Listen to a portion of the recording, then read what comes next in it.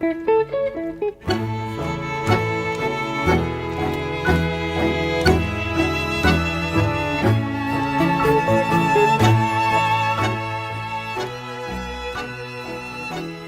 friends. Welcome back to another episode of the Tango Banter. I am Yelizaveta, and I am here to encourage and empower you, social dancers around the world, to really reach your potential and get what you want from this dance. I believe social tango is very transformative on many relevant human levels, and I am just a friend along the way with, or maybe even a cheerleader. Yeah, I like that. I'm like your personal cheerleader, hoping that you have what you need to continue dancing, because that's what I want. I just want to continue dancing as much as possible. I think the older I get, the more I appreciate the fact that as an adult, now in my 40s, I can say that several nights a week I'm out dancing. And a lot of people can't say that, you know. It's very special when somebody makes it to tango. And I hope more people have the opportunity to experience it. So I want to ask you a favor. And that is, if you've been a dedicated listener of this show, if you like what I'm doing and you want to help spread this work, spread my mission, then there's a few things you could do. And those are, number one, you could tell your friends about this podcast. If you know of social dancers who might benefit from hearing stuff like this, and you think it's something that they would enjoy, then I encourage you to send them this podcast. And then the other thing you could do is you could leave a review of this podcast or rate this podcast on Apple Podcasts. You could also subscribe to the podcast, and that just helps me develop the podcast. I'm really putting a lot of energy into building it and doing the things that are required to have a successful podcast. I recently received some sort of a rating service. I don't know really what this rating is based on, but it said, your podcast is rated at 241. And honestly, I was like, wow, 241? That's pretty good considering that there are thousands of podcasts. So I don't really know how big the pool was that I'm rated in, but there was a small feeling of pride there. I was like, oh, I have a rating, and it's under 300. So the more my podcast gets listened to, the more activity it has, the more ratings I have. And it doesn't even have to be a review, just a rating. And it doesn't even have to be 5 stars, although, of course, the perfectionist in me, 5 stars. But I'm sure there's going to be people who will rate it negatively, and that's okay. That's okay. It's okay not to be liked. It's really okay. So anyway, so those are some things that you could do. And as we go along, of course, it always helps me when you share your ideas with me and you share some of your experiences, because that gives me more clarity about what's needed, what's useful, and I want to be helpful. I want to really give you something that you can work with. And the more I know, the better I can speak to that. So, all right, today's podcast will be on one of these very juicy topics that comes up a lot. It is a question that floats ever so lightly in the back of our head when we go dancing, or when we go to class, or when we are sitting and watching other people. And this question frequently, if formulated into words, would be, when am I going to be good enough? But it's not necessarily that question needs to sound like that. It's just, it's this feeling of wanting to know when and what's required to get to this place where you're good enough.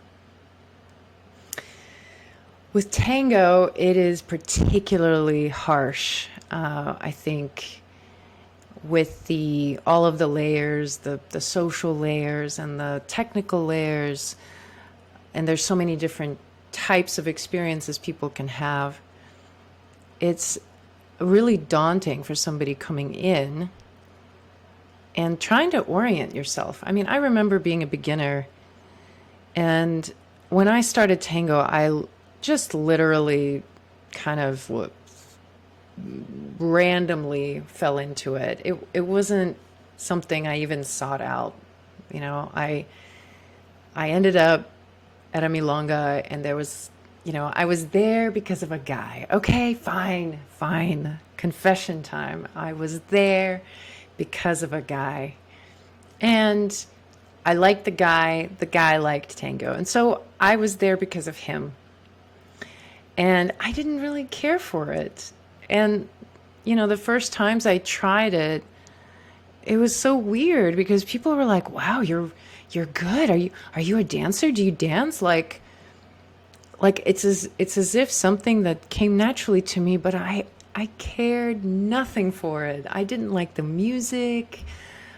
It was so hard to connect with it. So then, eventually the bug bit me, and I got it. I got this burning desire to dance it all the time. And once that happened, and I tried to think of myself as aiming for something, it was so confusing to know where I fit in and what am I supposed to do, and what are the levels, and how long do the levels take, and what is it supposed to be at a certain level, and why do those people not dance with me but they dance with others, and that person is not as good as me but they're getting the better dances. And it's like, yeah, it kind of drives you crazy. And so when you're driven crazy by all of these experiences, you will have this question burning in your mind, like, something about, what does it take to get to where I want to be? Do I even qualify? I thought, I've done everything that I need to do. Or it's the other way. It's like you're a beginner, and you're at that place where you're just kind of like, it feels crappy now. When does it end? Oh my, yeah, those are deep places to go in. And so this question comes up, when am I going to be good enough? Which that is a real question that I got asked in one of my posts. I think it was as a comment on YouTube. Someone commented that they're new to tango, and that there's all these struggles along the way. And they said, when when am I gonna feel good enough? And at first, I thought, well, never. But that's not helpful. I mean, I could play the philosophical card and say, oh, it's forever an ever evolving journey, and it's not about the destination, and you really should focus on where you are now. But, honestly, that's not helpful. That wouldn't be helpful to me to hear that. And, I think those kinds of sentiments or explaining things in this way, I used to live like that. I used to really ascribe to that kind of thinking, but then I just kind of realized that life and tango are messy, and you need very real things to work with. Sometimes a mindset, just the thought, is not something that you can really use. It's something that you can tune into when you're at your best, and you can just, the nirvana is something of a state of just being in the present moment and not needing to be anywhere. However, I think tango is of a different kind, a different animal, let's say, and you really need something that can give you a positive feedback loop, right? So you have to have a reason to stay in it, and there needs to be some sort of process of accomplishment and reward and going to whatever that next level is. So I was really thinking for a while about, what I could formulate in response to that, what could be some actionable steps to take in this scenario if you have those questions. So that's what this episode is about. And the first thing that you must know, that you must absolutely remember, that this feeling is universal. I have not met one dancer in my experience. Now, granted, I haven't talked with every single dancer I met about this, but honestly, if you can honestly say that you feel completely good enough in your dance, I would want to know that. I actually would invite you to send me a message and tell me, because that's quite an achievement. That's probably the biggest achievement of tango, is to get to that place where you feel totally great about your dance. But for the rest of us mortals, of course, we all have some sort of feeling of not good enough at some point for some reason. So don't feel alone in that. It's quite common, and it lasts. It's just part of the experience, really. And you know what? As a dancer, as a tango dancer, it's pretty special that you open up to experiencing that kind of feeling, because we don't like to feel that, and we want to avoid it at all cost, right? So a lot of our lives are sort of built on mechanisms that allow us to just feel good enough, and we're not challenged in certain ways unless we choose it. And in tango, it's kind of like this feeling that you're confronted with randomly, sometimes more, sometimes less.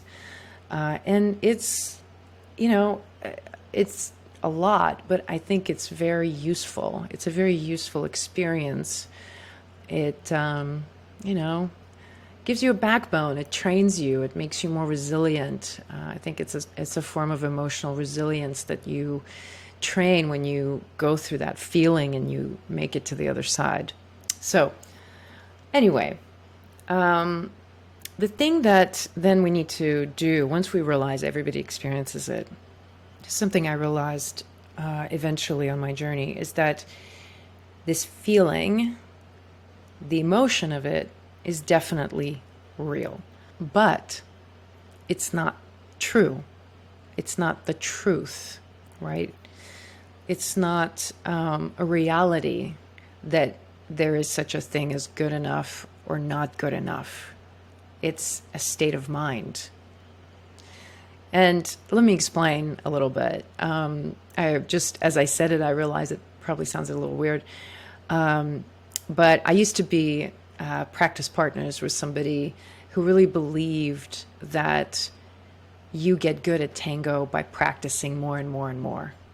And to him, it was just the purpose of his life. And he even talked about it. He said, I want to be, he would say, people who get really good at tango are the people who get obsessed with it. And so I have to get to a point where I'm obsessed, where I do nothing but tango.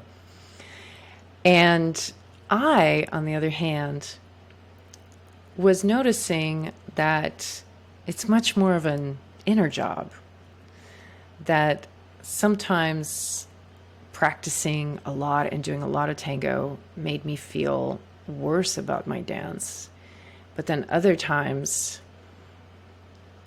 I would be at the Milonga and I would think that I'm not really dancing that well, but then I would get all this great feedback and people would tell me like, oh my gosh, your dancing is so great. And I would get all these compliments. And so I was kind of like, wait a minute, what does it actually mean to be good enough? Like, I think that I'm at a certain level, but then I get disappointed. And then I think I'm at a certain level and then, instead of feeling bad about it, somebody, tells me something really good. So I started realizing that it's really more of my state of mind.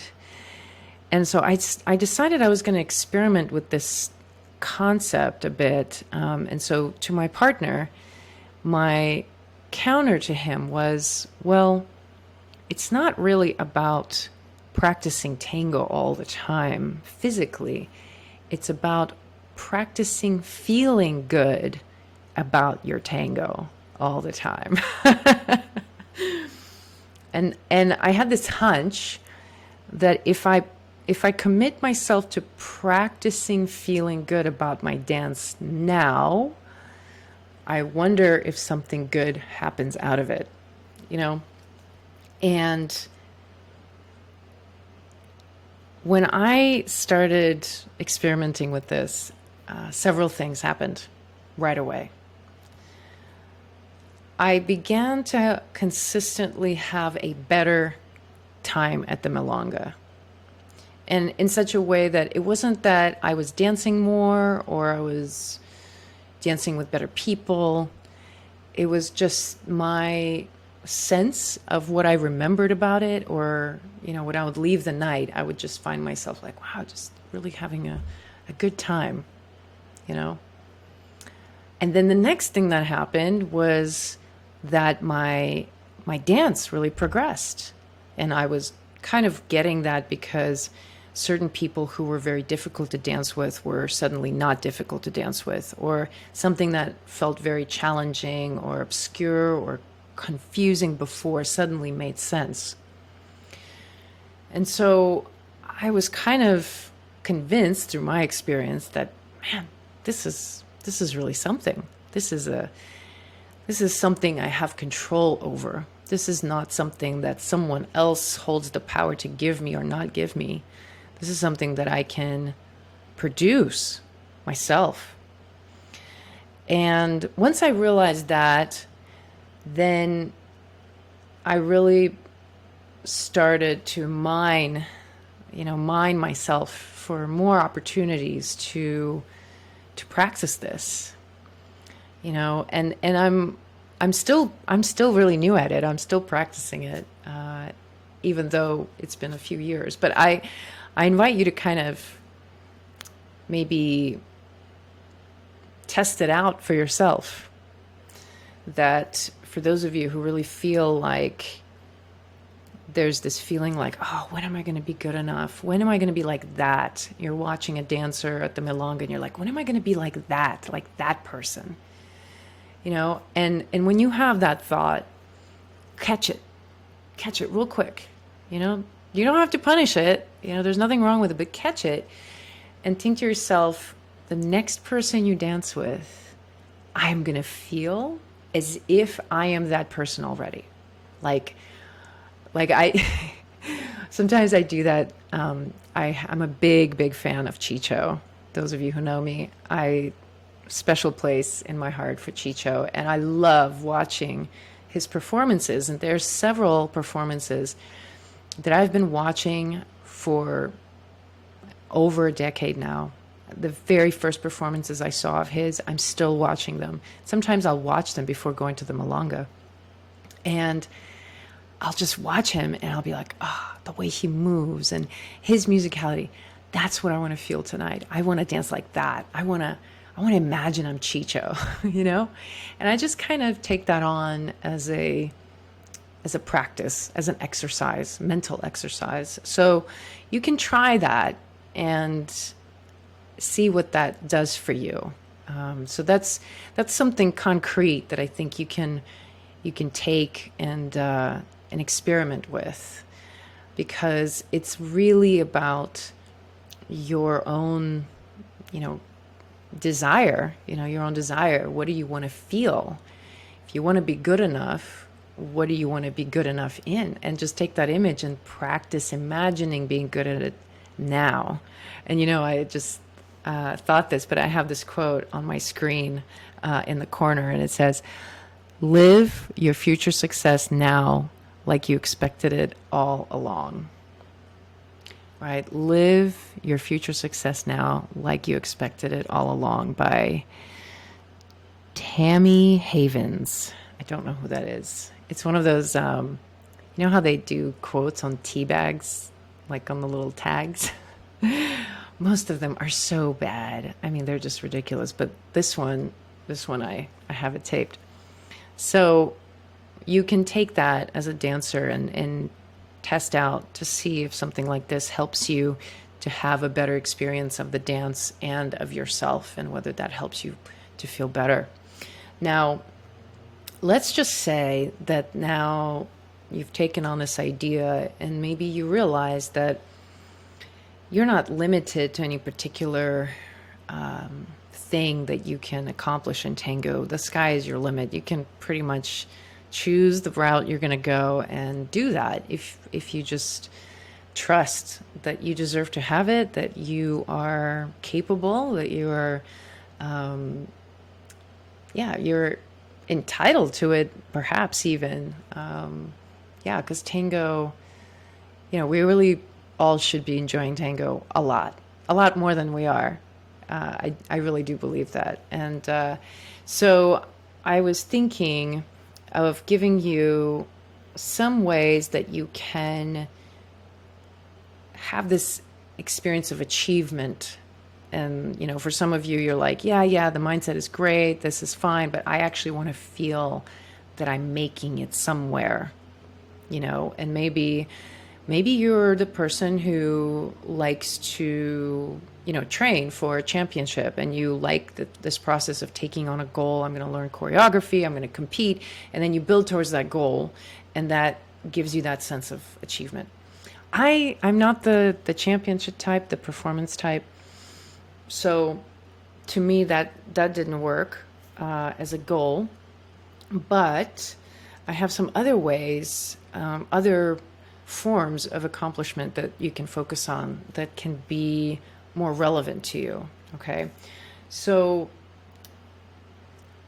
our intention here is to stay with this idea that we're going to practice this state of mind, right? We're always going to come back to that. I don't want you to get lost and feeling negative and then think that what I'm suggesting is that you make a big plan of fixing yourself. You already are where you need to be. We're just bringing in more of your own flavor to this and using different tools, okay? So let's first begin with defining what good means to you. So if you take this statement, I kind of think I'm not good enough. Take the emotional charge out of it. You think you're not good enough. So what is good? So you define it very clearly.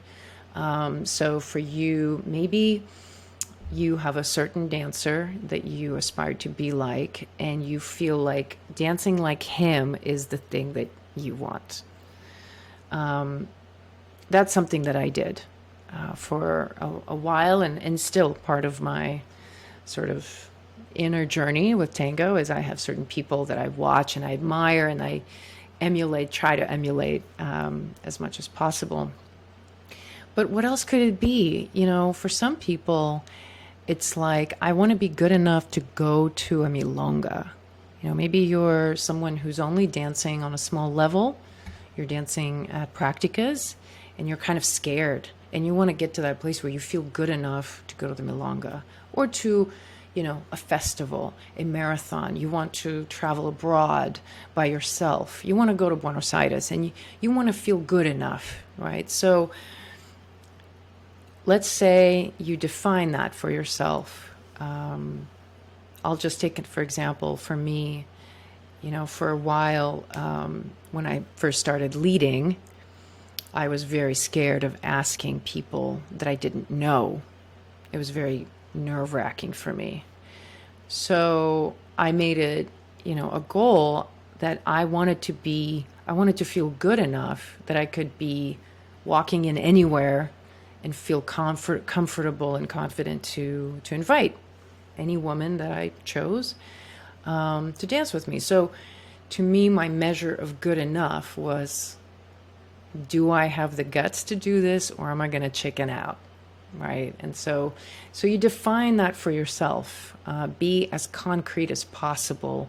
You might write it out. You might talk to someone about it. If you want to send me a message and tell me what it means for you to be good enough, it can be whatever, but make it as concrete as possible because you want it to be something that you actually can observe happen, that can happen, that there's some sort of like, hey, yeah, I actually did this, So you make it really specific. And I'll give you actually just now, I thought, a better even example. So in my, desire to be good enough in a certain way, which meant that I was able to ask any woman I wanted to dance with me, I made it a special goal to be able to dance with the visiting professional teachers. And I know that I have pretty good chance dancing with some of the professional leaders who come. I know some of them and have studied with some of them, and it's not as rare for me to experience that, but to dance with the woman, the female dancer, that's uncharted territory. And so to me, it's like, all right, when I can do that, that's going to mean that I am this good or whatever. Okay. So then once you've made it specific, you want to practice feeling that as much as possible, imagining that you're doing it. If you're planning to go to a milonga eventually, or you want to dance at a marathon in Greece, you imagine it. You go to your local practica, you close your eyes. I mean, if you're leading, then you don't close your eyes, but maybe for a second, you just imagine like, oh, what is it going to feel like when I'm finally there, when I'm doing that? And when it happens, this is the most important piece, because I know that most of you, like myself, will just skim over the fact that it's happening, and you already have your next goal. You already are saying, well, Greece, schmeece, I need to be in Australia. We're so quick to overlook the accomplishment of what we just did because we already have something else. And this happens a lot in actually learning tango. So those of you who are familiar with the vocabulary, think of a time when you first started and how hard it was to do something like the cross or ochos, like some of the basic fundamental stuff, how difficult it was. I mean, I thought my brain was going to explode the first time I saw ocho cortado being led in front of me. I thought it was the most complicated thing I'd ever seen in my life. Now, I mean, I don't even think about it. You don't even think about it. It's just part of your body. You can't not do it, right?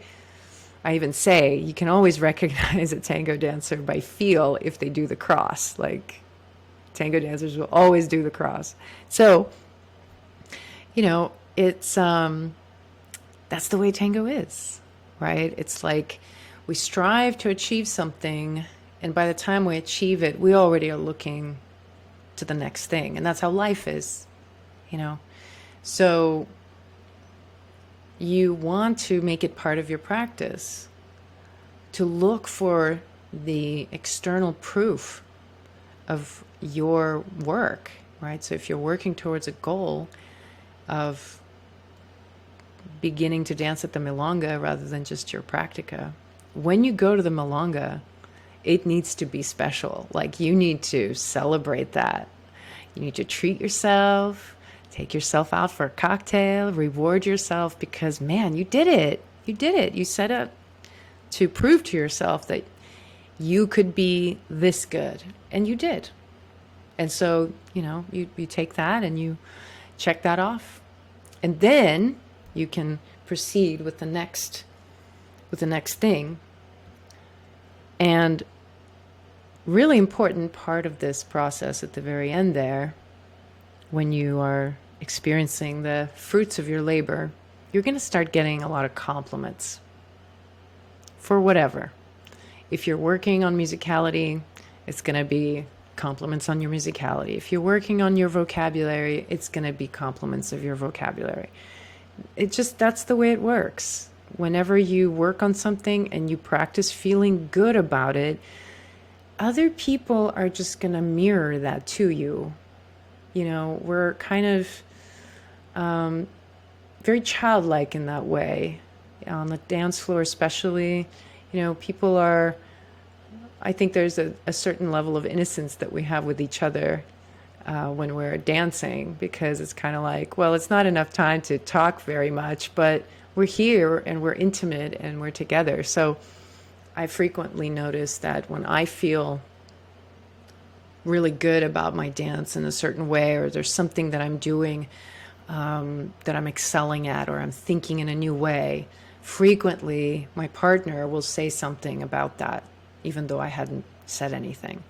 So when you start doing this more inner work and committing yourself to practicing feeling good about your dance and setting some very concrete goals, simple goals, they don't have to be super amazing, but there's something that you can really track, that will build your confidence, and other people will see it and they will mirror that back to you and they will compliment you on the thing that you've been working.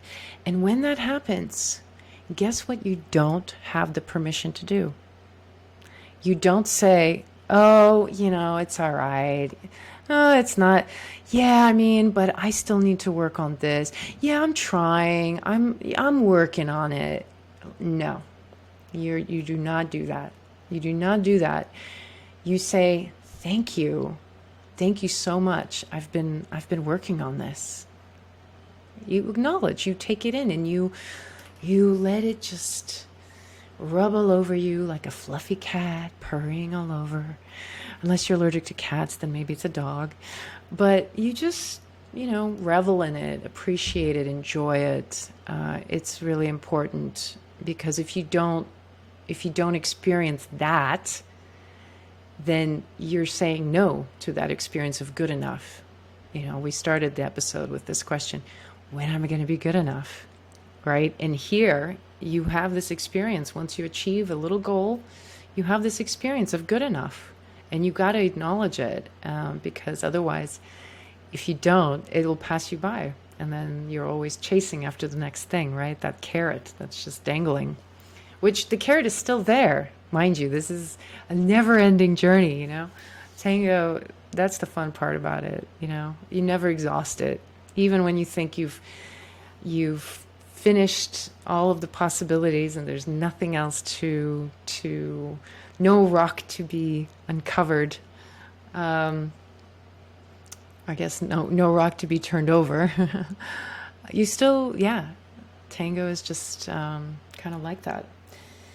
So the last point I want to make was that when you focus on this kind of approach, it really transforms you inside out. And I've noticed a tremendous amount of benefit in my life outside of tango when I've taken these insights and these little exercises and applied them in other areas of my life. This is still something I practice and talk about quite a bit. Anytime that I work with students, I remind them of these ideas. It takes some time to get used to feeling this, and it takes practice. We're very easily seduced back into that realm of not good enough, not good enough. When am I going to be good enough? And I think that's just the way it is. You know, it's not like it can be on autopilot. Just like tango. Tango can't be on autopilot, right? You have to be present. So this is you dancing tango with yourself. You know, with your inner self, the person that you're with all the time. This is that form of tango. And I find that when I wonder about what does it mean to really be empowered, I talk about this a lot. This is something I think and write about a lot. Empowerment of people is sorely needed. We all need to have more of it. And so I wonder, what does it mean to be empowered? And I think, who do I consider to be the most powerful people? And that's, of course, a big question, you know, worthy of its own episode. But the way it relates to what we've been talking about is I truly believe that ultimate power lies in our ability to choose our state of mind. If we have volition, if we have choice, if we're able to grasp that moment before we go into a particular negative state of mind or a habit or unconscious negativity, and we can use our will to redirect our mind to something else, that is the ultimate power, really, because, you know, nothing can faze you if you master that. You can be anywhere, whether it's within a tango context or anywhere in the world, but let's just keep it a tango. You can be anywhere with however many people of whatever level, and you can have a great time. You can choose to. You can see the beauty in whatever experience, and you can have fun and be surprised, and all of that is available if you have the ability to choose. So to me, tango is very much of a spiritual journey because it provides a very concrete and inescapable context in which you have to practice these big concepts in small ways, right? So you can kind of have a microcosm of this. So it's a worthwhile pursuit, and I hope you take me up on it and just give it a try for a little while at least. Give it, you know, a couple of weeks.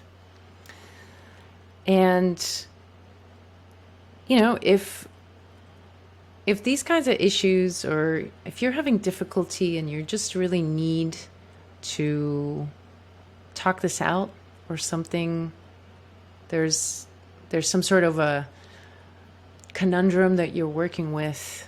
I specifically think of, you know, people who are struggling with tango with so much, and you're so frustrated with it, and you're kind of like, ugh, I don't even know if I want to continue with tango, which I do want to do an episode on when is it a good reason to quit, huh? I think that'd be a good one. But if you find yourself in this really difficult situation, just know I'm here for you. And I do work with people virtually. So if you want to book a session with me, just a talking session where we chat about these things and I can help you through some of the more nuanced, difficult situations that happen in tango quite a bit. So I just want to say that there is support there for you if you need it. You can reach out to me at on my email, connect@imsotango.com, or on my social media.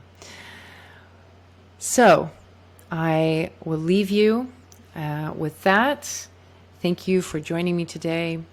I hope my contribution to your journey is fruitful and helpful. And I'd love to hear from you. Would love to hear your thoughts and response. And maybe you have some of your own insights, some of your own strategies that you've developed that you want to share with me. I hope to connect with you again next week at the next Tango Banter. Ciao.